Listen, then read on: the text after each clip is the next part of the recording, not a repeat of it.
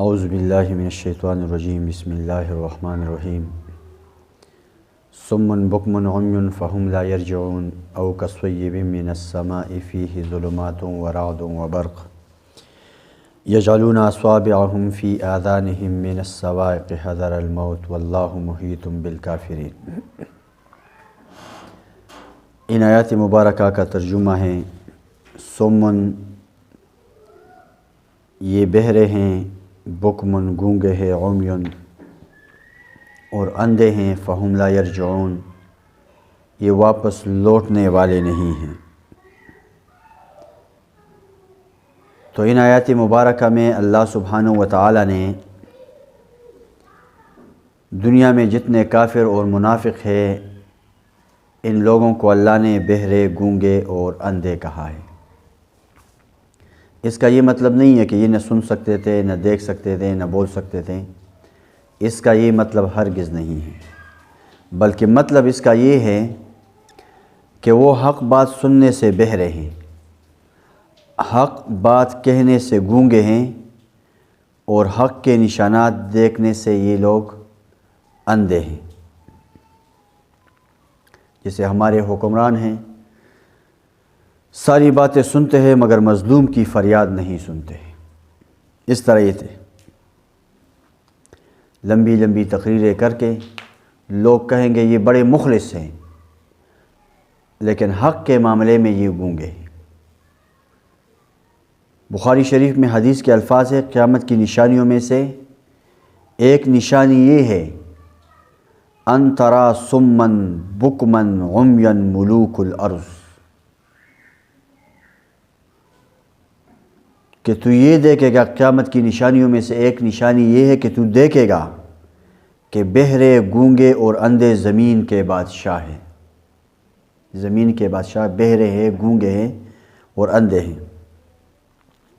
تو اسی لیے اللہ سبحانہ و تعالیٰ نے ان کو کہا حق سنتے نہیں تو ان کے سننے کا فائدہ کیا ہے، حق دیکھتے نہیں تو ان کے دیکھنے کا کوئی فائدہ نہیں ہے، حق بولتے نہیں تو ان کے بولنے کا کوئی فائدہ نہیں ہے۔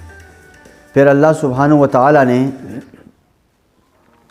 منافقین کی ایک مثال تو یہ بیان ہوئی پچھلی تفسیر میں، اب او کصیب من السماء فیہ ظلمات ورعد وبرق، او کصیب من السماء، یا ان منافقوں کی مثال اس بارش کی طرح ہے، من السماء جو آسمان سے ہوتی ہے، فیہ ظلمات اس بارش کے اندر تاریکی ہوتی ہے، ورعد اور اس کے اندر آوازیں ہوتی ہے، وبرق اور بجلی ہوتی ہے، یجعلون اصابعهم فی آذانہم، یہ لوگ اپنے انگلیوں کو کانوں میں ڈال لیتے ہیں، من الصواعق ان آوازوں کی کڑک اور سخت ہونے کی وجہ سے، حذر الموت موت کی ڈر سے، یہ کہتے ہیں کہ بھئی کانوں میں ہم انگلیاں ڈالیں گے ہم موت سے بچ جائیں گے، واللہ محیط بالکافرین، اور اللہ نے احاطہ کیا ہوا ہے، گھیرا ہوا ہے کافروں کو۔ تو ان کی دوسری مثال گویا کہ اللہ سبحانہ و تعالی نے بارش سے دی۔ رعد کا معنی کڑک،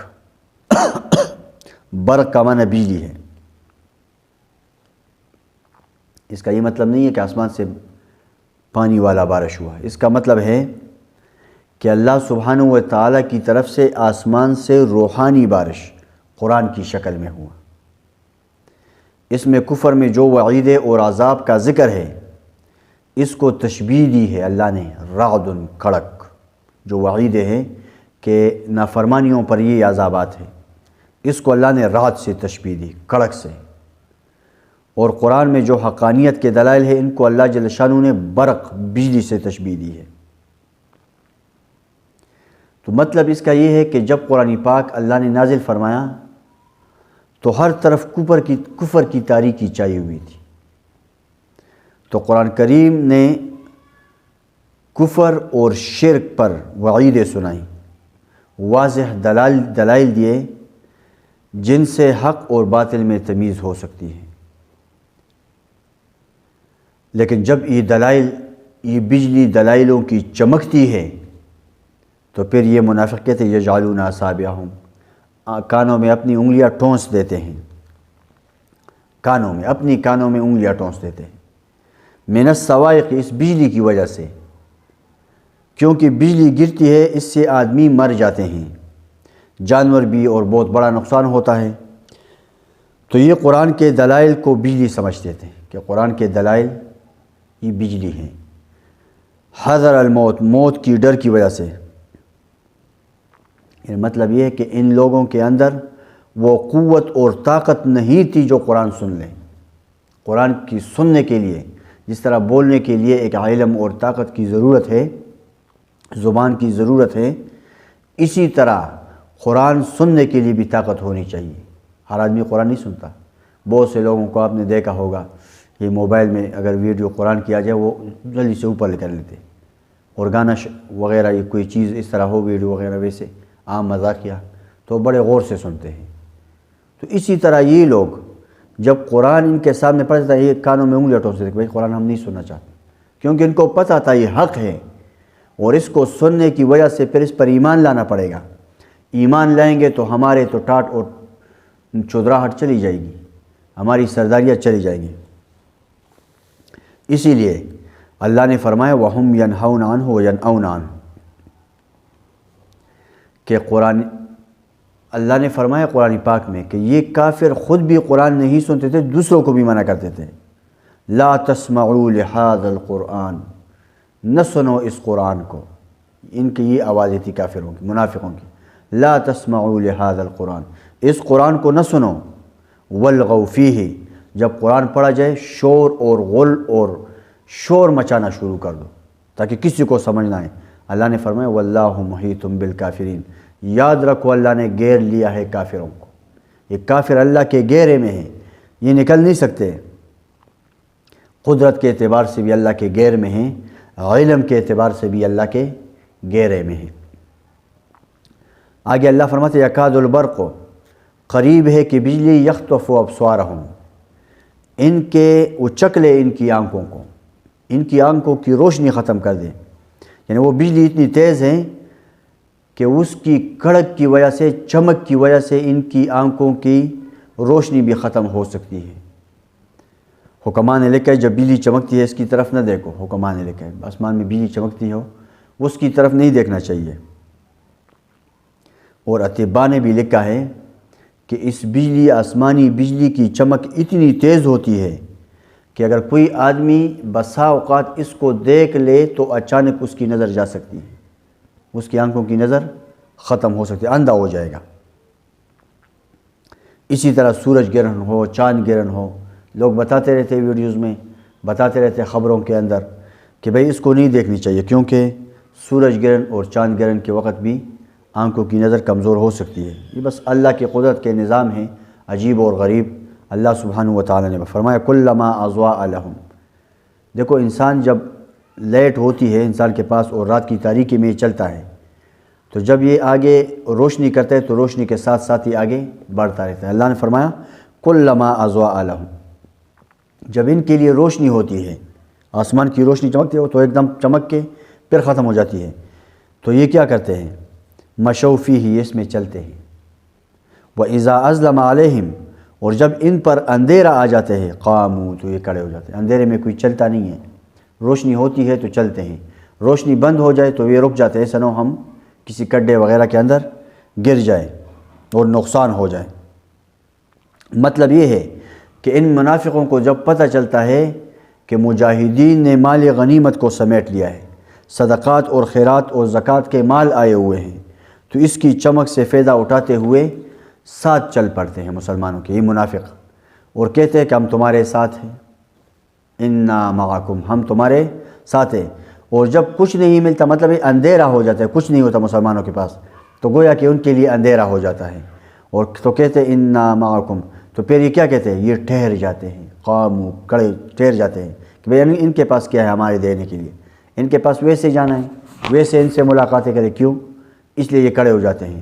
تو اللہ نے فرمایا وَلَوْ شَاءَ اللَّهُ، اگر اللہ چاہے لَذَهَبَ بِسَمْعِهِمْ، البتہ لے جائے ان کے کانوں کی سننے کو، وَأَبْصَارِهِمْ، اور ان کے آنکھوں کو، ان اللہ علی کل شیء قدیر، بے شک اللہ ہر چیز پر قادر ہے۔ اللہ سبحانہ و تعالیٰ ہر چیز پر قادر ہے۔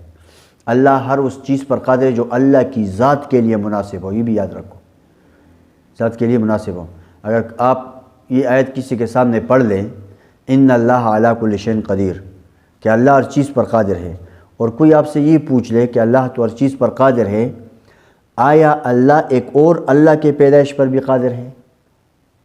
کیا اللہ جھوٹ بولنے پر قادر ہے؟ کیا اللہ سبحانہ و تعالیٰ بچے خود اپنی ذات کے لیے پیدا کرنے پر قادر ہے؟ بیٹے پیدا، بچیاں پیدا، جس طرح کافروں نے کہا ہے؟ اللہ ہر چیز پر قادر ہے، ہر اس چیز پر جو اللہ کی ذات کے لیے مناسب ہو۔ اب بیٹے ہونا، بیٹیاں ہونا، یہ اللہ کی ذات کے لیے مناسب نہیں ہے، اور اللہ نے فرمایا وَلَوْ كَانَ فِيهِمَا آلِهَةٌ إِلَّا اللَّهُ لَفَسَدَتَا، اگر اللہ کے سوا اس زمین اور آسمان میں کوئی اور اللہ ہوتا، لفسدتا، تو زمین اور آسمان کا نظام درہم برہم ہو جاتا۔ زمین اور آسمان کا نظام درہم برہم ہو جاتا۔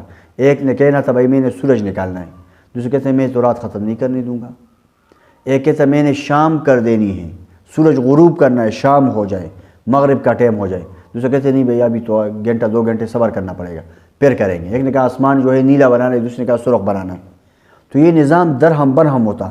یہ ایک ہی اللہ ہے، قل هو اللہ احد، کہہ دو ان لوگوں کو اللہ یکتا ہے۔ اللہ یکتا ہے، یکتا کا مطلب جس سے پہلے کچھ نہ ہو اور جس کے بعد کچھ نہ ہو، ایک کے بعد تو 2 ہوتا ہے نا، تو اللہ یکتا ہے۔ یکتا کا مطلب ہے کہ اس کے اللہ بس ایک ہی ہے، بس یکتا ہے، اکیلے ہے، سارے نظاموں کو چلا رہا ہے۔ تو اللہ سبحانہ و تعالیٰ ہمیں قرآن سننے کی، سمجھنے کی توفیق عطا فرما دیں۔ یہ ہدایت کی باتیں ہیں، یہ سنیں گے، اس پر عمل کریں گے تو اللہ آگے توفیق دے گا۔